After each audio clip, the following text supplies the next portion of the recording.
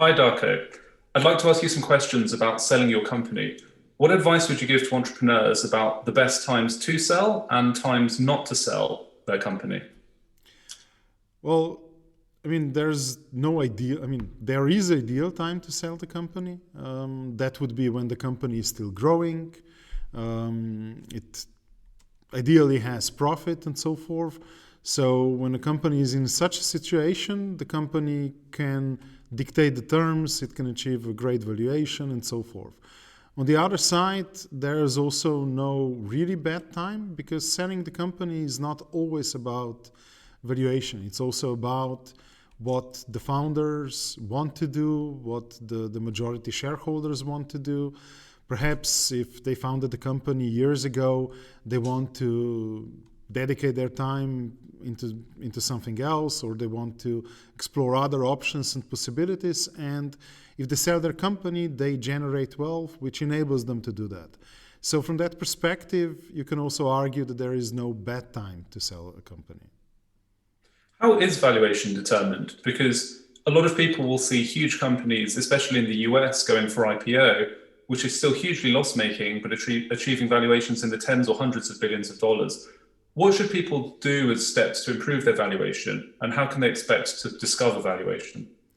The valuation depends on a variety of different factors, and each investor basically views that a bit differently. But there is obviously a common theme, and that common theme includes whether the company is growing. So, for example, those companies that you've mentioned in the States, they usually are high growth companies. So even though they are loss making, they are high growth companies in markets that are large enough for them to also to continue to grow and ultimately at one point to also be able to achieve a profit, right?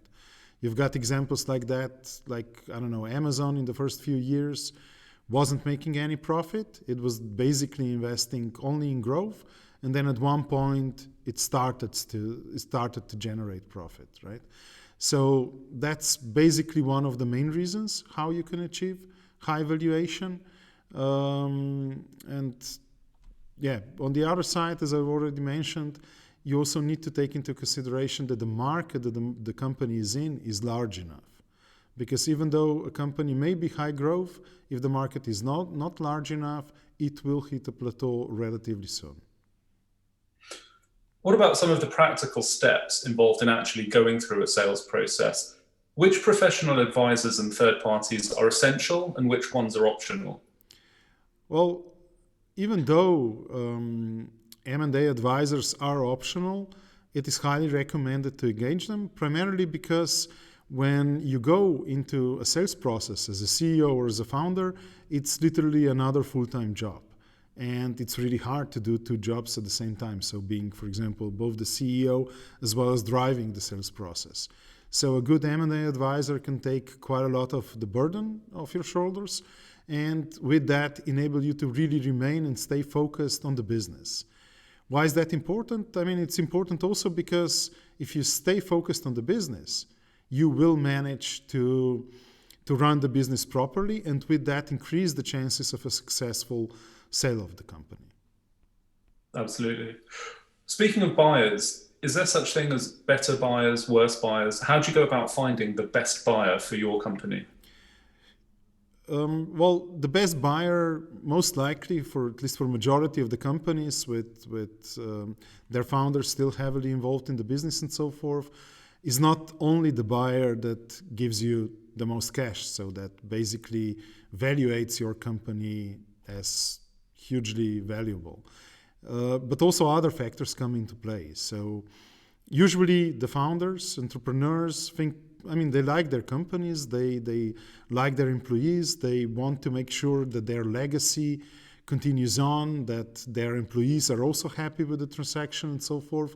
So those factors, a combination of all those factors basically makes a good buyer. So by my definition, or at least from my perspective, a good buyer would be somebody who does recognize the value in the company, so they do not undervalue that, but they do not necessarily just pay top buck and that's it for it. On the other side, they really make sure that the employees are fine with the acquisition, and that employees also stay on board and gladly stay on board. And I think all of that basically ensures that the legacy of the entrepreneur, of the founder, basically carries on and makes basically an acquisition a success, and the entrepreneur glad that they have sold their company well. How long does a process normally take? And at what point in the process do people normally tell their employees that a sale is about to happen or is happening? Well, I mean, selling a company is usually a relatively lengthy process, especially if you want to run it in the best possible way, so that you try to get also investors, potential interested parties into a competitive mode. That will last at least 6 up to 12 months, sometimes even longer. When do you tell your employees? I mean, if you're a really, really small company, most likely that's going to be on the table relatively early in the process, because they will notice that something is happening and going on. If you're a larger company, you will normally only share that with employees towards the end of the process. Now, that part is not connected with not wanting or not being transparent towards employees, but unless you have firm offers and good offers on the table, you will most likely also not decide for them. And people like to know where they stand, so it's better not to basically provide confusing messages. We are selling ourselves, but we don't know how it's going to look like, and so forth, because those decisions influence every individual. So one has to realize that every employee asks themselves about where they will be in the next few months, what will be happening with them if this goes through. And that's why it doesn't really make sense to disclose that in the beginning of the process, when you actually cannot answer any of those questions. Darko, thank you very much for taking the time. I look forward to talking again. Thanks, Anton. Interested to learn more? Visit www.dg180.ch and get in touch.